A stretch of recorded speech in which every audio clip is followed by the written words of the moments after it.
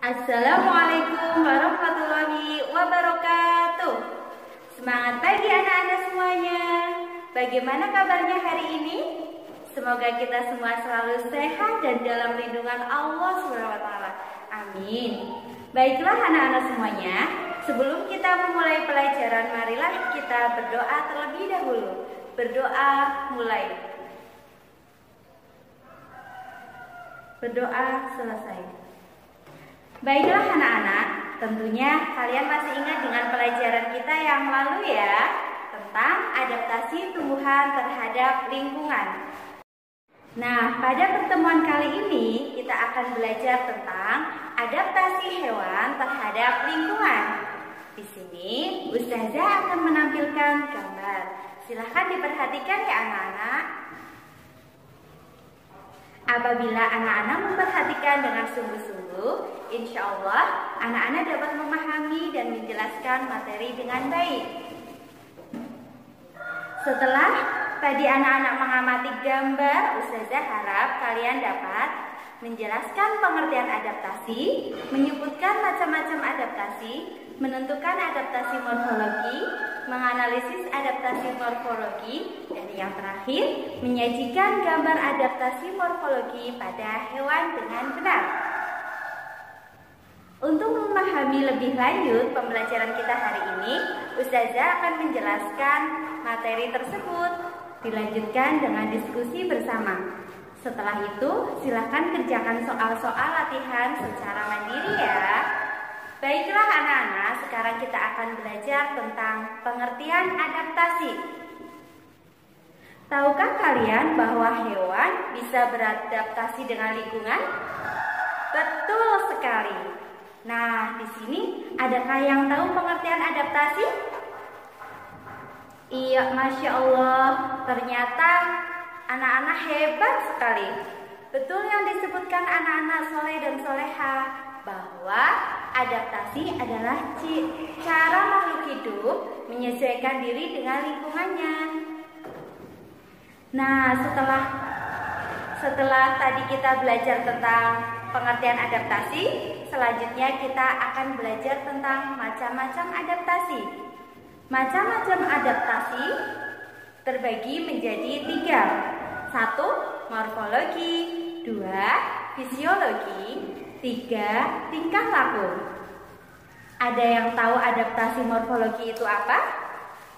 Iya, betul sekali. Adaptasi morfologi adalah penyesuaian bentuk tubuh makhluk hidup terhadap lingkungan tempat tinggalnya. Adaptasi morfologi pada hewan beda-beda ya. Nah, berdasarkan bentuk kaki atau cakar pada unggas dibedakan menjadi 5. 1. Pejalan kaki, 2. Perenang, 3. Pemangsa, 4. Petenger, dan yang terakhir pemanjat. Nah, berdasarkan bentuk paruh dan bangsa unggas dapat dibedakan yaitu 1. Pemakan biji, 2. Pemangsa daging ya, 3. Pemakan di lumpur atau becek-becekan gitu, yang keempat pemakan serangga, dan yang kelima pemakan ikan. Nah, yang terakhir pengisap madu. Ya, berdasarkan bentuk paruh pada unggas dapat dibedakan tadi pemakan biji. Kita akan melihat gambar ya, biar kita tahu ciri-ciri pemakan biji itu seperti apa. Oke, di sini ada gambar ciri-ciri paruh pemakan biji. Nah, di sini ya kita lihat bersama-sama. Ini ciri-ciri pemakan biji. Yang pertama ini paruhnya pendek, tebal, runcing dan tajam. Kita lihat ya. Di sini adalah ciri paruh burung yang pemakan biji. Diulangi ya, di sini ada paruhnya pendek, tebal, runcing, dan tajam. Nah, bisa dipahami ya. Selanjutnya, pemangsa daging. Nah, pemangsa daging cirinya seperti apa? Nah, paruh bagian atas lebih panjang. Nah, paruh bagian atas ini ternyata lebih panjang dan lebih runcing. Nah, bentuknya tidak terlalu lebar. Bisa dimengerti? Ya, kita lihat selanjutnya. Kita melihat di sini pemakan di lumpur becek. Nah, di sini ada gambar bebek ya. Bebek sering kita jumpai. Nah, di sini kita lihat paruhnya seperti apa. Nah, bebek itu memiliki paruh yang lebar, pipih dan panjang di sini ya. Nah, selanjutnya pemakan serangga. Kita lihat pemakan serangga. Bentuk paruh panjang dan runcing yang digunakan untuk mematuk kayu pohon dan menangkap serangga yang ada di dalamnya di sini nih ya. Ini runcing sering mematuknya di sini. Nah, selanjutnya pemakan ikan. Nah, pemakan ikan kita lihat bentuk paruhnya seperti apa. Ternyata bentuk paruhnya panjang dan di sini berkantung ya. Berkantung di sini panjang dan berkantung. Dan yang terakhir kita lihat penghisap madu.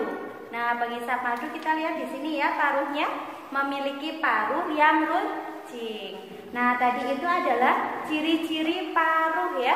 Ciri-ciri paruh berdasarkan pemakan jenis makanannya. Nah, selanjutnya kita akan belajar tentang berdasarkan bentuk mulut serangga dapat dibedakan menjadi 1. Menggigit, 2. Menjilat, 3. Menghisap, 4. Menusuk.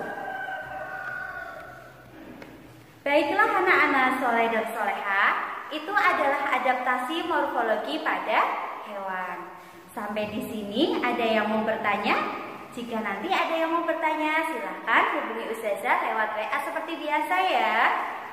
Nah, kalau sudah paham semuanya, Ustazah mempunyai tugas buat kalian nanti dikerjakan secara mandiri ya.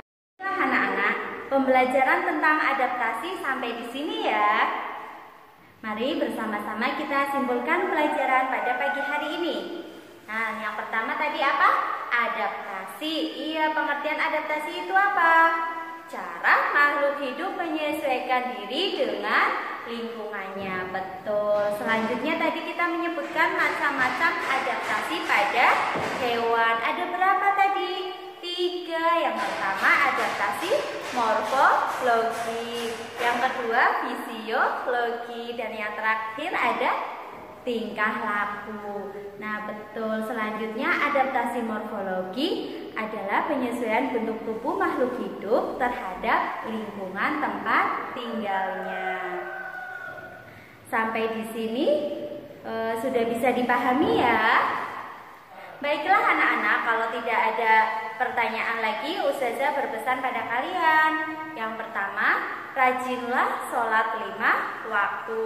Yang kedua, pelajaran yang sudah dibahas nanti di rumah diulang-ulang terus ya, dipahami lagi dan dibaca sampai kalian paham. Dan yang terakhir, baca materi yang tentang adaptasi fisiologi dan tingkah laku untuk pelajaran hari besok. Baiklah anak-anak, pembelajaran hari ini cukup sampai di sini ya. Mari kita berdoa bersama. Berdoa mulai. Berdoa selesai. Terima kasih apabila ada perkataan yang kurang berkenan pada anak-anak, mohon dimaafkan. Wassalamualaikum warahmatullahi wabarakatuh.